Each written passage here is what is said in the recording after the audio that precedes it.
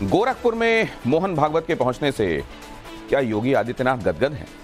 क्या यूपी में कुछ ऐसा होने वाला है जिसके बारे में अब तक सिर्फ आरएसएस जानता है? क्योंकि चुनावी नतीजों के बाद योगी लखनऊ टू दिल्ली चक्कर लगा रहे थे, मगर संघ प्रमुख मोहन भागवत से खास तौर से मिलने के लिए ये गोरखपुर चुना है संघ प्रमुख मोहन भागवत ने। ऐसा क्या है इस मीटिंग को लेकर, क्या तमाम बातें हो रही हैं, क्या हो सकता है आगे, सारे जवाब बिग एंड बोल्ड की पहली एक्सक्लूसिव रिपोर्ट।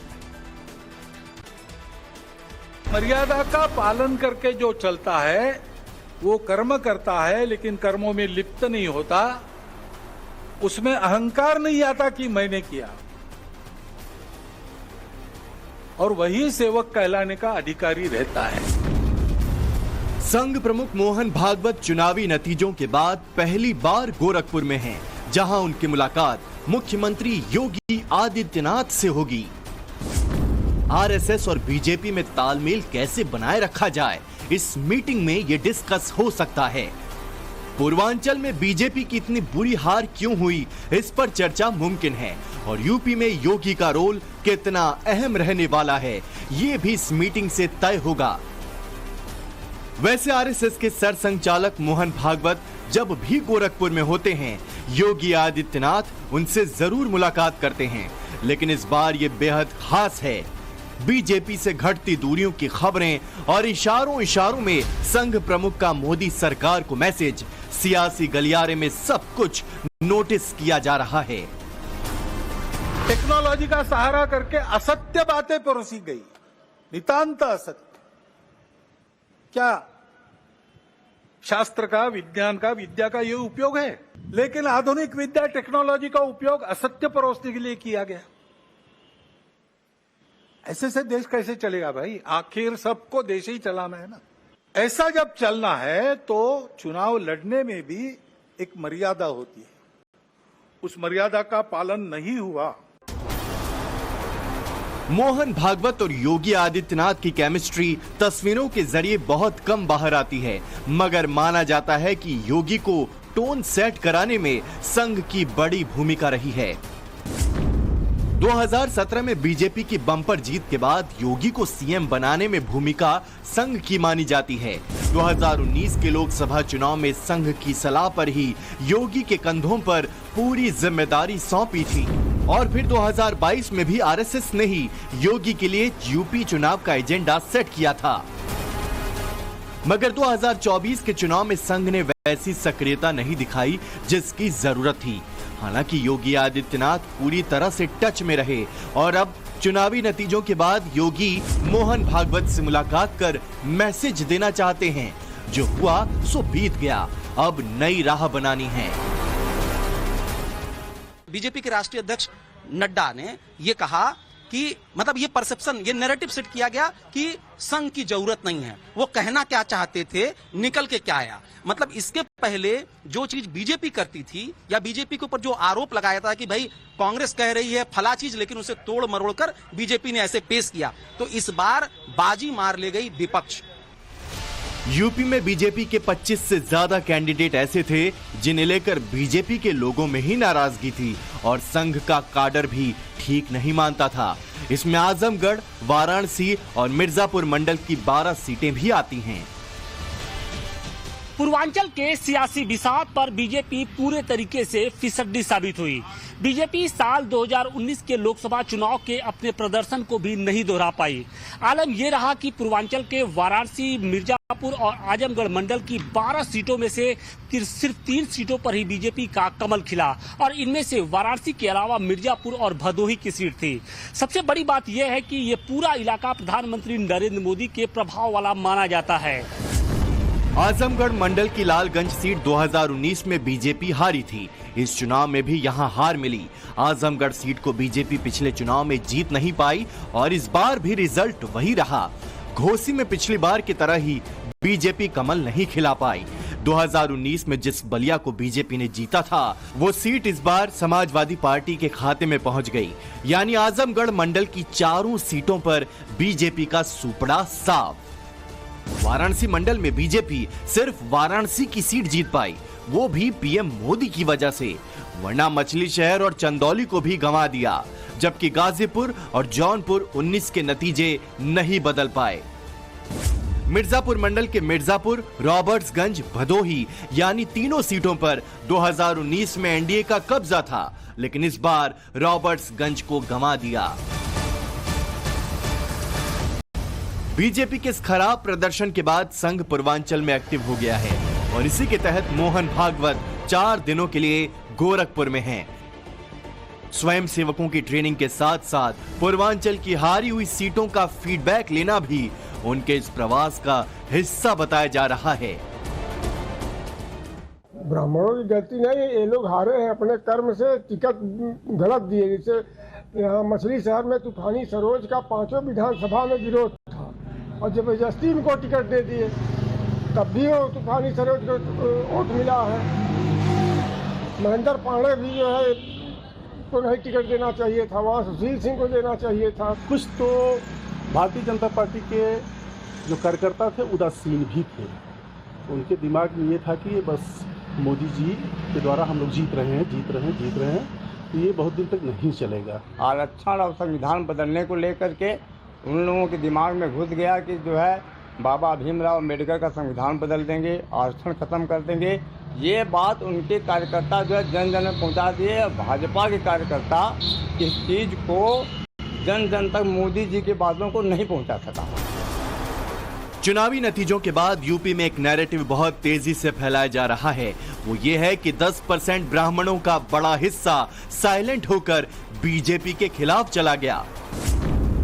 इसकी वजह चंदौली सीट पर महेंद्र नाथ पांडे का पब्लिक कनेक्ट कम, तो बलिया सीट पर सनातन पांडे को समाजवादी पार्टी और भदोही पर ललितेश मणि त्रिपाठी को टीएमसी से टिकट मिलना फैक्टर माना जा रहा है। पूर्वांचल में सिर्फ राजपूत, भूमिहार और पटेल वोटर्स ही नहीं, बल्कि कई ऐसे सीटें थी जहां पर ब्राह्मणों ने बीजेपी का साथ छोड़ दिया। मसलन बलिया सीट को ही लेते हैं। समाजवादी पार्टी ने यहां पर ब्राह्मण चेहरे सनातन पांडे को चुनावी मैदान में उतारा।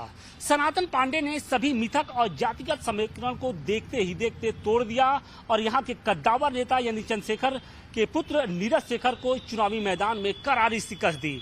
जानकार ये बता रहे हैं कि सनातन पांडे को बलिया के ब्राह्मणों ने खुलकर वोट दिया और देखते ही देखते पूरी बाजी पलट गई। बलिया में ब्राह्मण करीब 15% के आसपास हैं। ये अब तक बीजेपी के कोर वोटर माने जाते थे, मगर इस बार क्या सनातन पांडे की तरफ झुक गए, इसे लेकर कई सवाल है। बलिया की राजनीति में बात करेंगे तो सनातन पांडे जी को इस बार के चुनाव में ब्राह्मणों ने ग्रामीण क्षेत्रों में लगभग 70% और शहरी क्षेत्रों में 50% तक मतदान किया है, जहां तक मेरा अनुमान है। और जब भी ब्राह्मण जिसके साथ रहा है, जिसके साथ गया है, निश्चित तौर पे वो चुनाव जीता है। मौका अभी भी उनके पास है, सरकार उन्हीं की चल रही है, प्रदेश में भी है और देश में भी है। मौका है, देश के लिए कुछ करे, ब्राह्मण उनके साथ खड़े भी हो सकते हैं। ये फैक्ट है कि बीजेपी के हिस्से वाली 33 सीटों में सबसे ज्यादा 8 ब्राह्मण ही सांसद बने हैं। 2019 के चुनाव में करीब 75% ब्राह्मण वर्ग ने बीजेपी को वोट दिया था, बाकी 25% वोट दूसरी पार्टियों में बंटा था।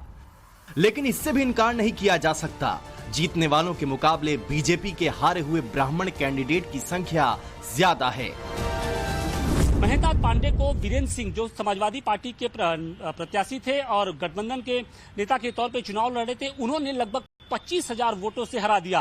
कहा यह जा रहा है कि चंदौली लोकसभा सीट में न सिर्फ राजपूत और पटेल वोटर्स ही महेंद्र पांडे से नाराज थे, बल्कि जो ब्राह्मण थे वो भी बीजेपी के पक्ष में नहीं थे। लिहाजा महेंद्र पांडे की करारी हार हुई। ब्राह्मण ही नहीं, संपूर्ण समाज डॉक्टर महेंद्र पांडे जी के साथ था। कुछ लोगों के बहकावे में कुछ लोग हो गए होंगे, उनके बारे में संपूर्णता से नहीं कहा जा सकता, बल्कि संपूर्ण ब्राह्मण समाज डॉक्टर महेंद्र पांडे के साथ और भारतीय जनता पार्टी के साथ पूरी ईमानदारी के साथ जुड़ा। चंदौली लोकसभा चुनाव में पूरा ब्राह्मण समाज भाजपा प्रत्याशी डॉक्टर महेंद्र पांडे के साथ कदम से कदम, कंधे से कंधा मिलाकर लगा था और पूर्ण रूप से वो मतदान किया। यूपी में 5 सीटों पर बीजेपी के ब्राह्मण कैंडिडेट के खिलाफ अखिलेश ने कुर्मी दांव खेला।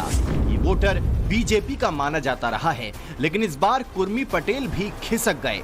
संघ भी ये फीडबैक ले रहा है कि आखिर ऐसा क्यों हुआ। मोहन भागवत एनडीए सरकार की वापसी का जिक्र तो करते हैं, लेकिन संघ को चुनावी प्रचार में घसीटे जाने पर सवाल उठाते हैं। जिस प्रकार ये बातें हुई, जिस प्रकार एक दूसरे को लताड़ना हुआ,